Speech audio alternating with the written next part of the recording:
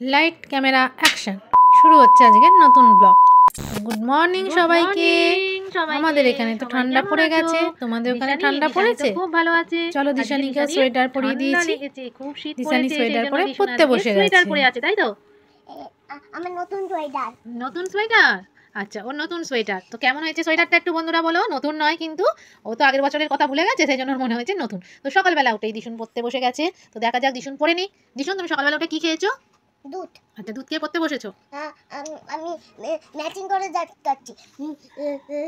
শোনো, গ্রিনটাতে গ্রিন হবে তো মা? আচ্ছা ঠিক আছে, ও পড়াশোনা করনি, আবার টিফিন নিয়ে আসবো দিশানের সাথে।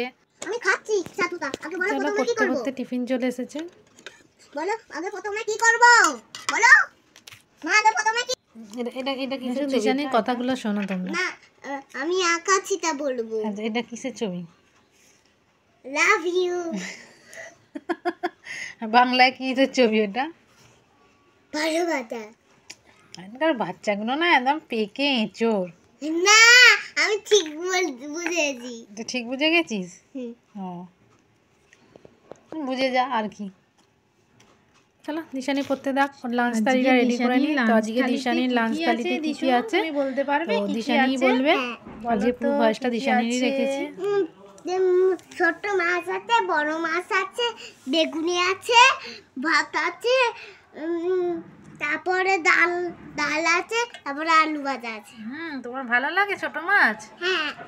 চলো বন্ধুদের বলে দাও, বলো আমিও খেতে বসছি, তোমরাও তাড়াতাড়ি খেয়ে নাও। তো দিশানি খেয়ে নি। তো আজকে একটা রেসিপি শেয়ার করি। চলো এখানে আমার হাজবেন্ডের ভয়েসটাই রাখলাম, তাহলে তোমাদের বুঝতে সুবিধা হবে কি কি দিয়ে তৈরি করা হয়েছে। কি কি নিয়েছো? এটা পনির নিয়েছি, পনিরগুলোকে কিউবের আকারে কেটে নিয়েছি। এতে তোমার মরিচ আর নুন মাখিয়েছি, একটা পেস্ট বানিয়েছি। পেস্টে কি কি আছে? ধনেপাতা, পুদিনা, কাঁচা লঙ্কা, আদা রসুন, চাট মশলা, গোলমরিচ, নুন, লেবু। আচ্ছা, এবার কি করবে? তো পেস্টটাকে পেস্টটা লাগাবো ভিতরে। পনিরটাকে দুভাগে ভাগ করে নিয়েছো? থিকনেসটা কি এরকমই থাকে না যার যেরকম ইচ্ছা সেরকম রাখবে? একটু যাতে পনিরটা কাটা যায়। আচ্ছা, এটা করে কি হবে? এরপরে কি হবে? এরপরে একটা ব্যাটার তৈরি করা হবে। ঠিক আছে, তাহলে তো এরকম ভাবে সবকটাতে মশলাটা মাখিয়ে নিতে হবে, তাই তো? এক্সপার্ট কি? ব্যাটারটা তৈরি করেছি ময়দা, কর্নফ্লাওয়ার, নুন, বেকিং সোডা, বেকিং পাউডার, ডিম, মরিচ সামান্য দিয়ে ব্যাটারটা তৈরি করে। যারা ডিম খাবে না? ডিম খাবে না তারা ডিমটা অ্যাভয়েড করবে।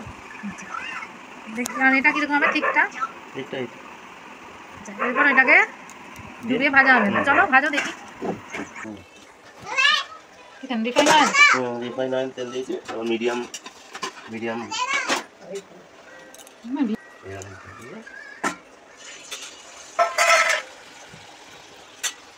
করে এটা এক কোট ভেজে রাখবে। এটা কত থেকে ভাজা হবে? রিসেন্ট খেলে এক কোট, পরে খেলে দু কোটে ভেজে সার্ভ করা হবে। সার্ভ করা। কিসের সাথে? পুদিনার চাটনি, টমেটো সসের সাথে। ঠিক আছে, তাহলে একটা একটা করে সব ভেজে নাও।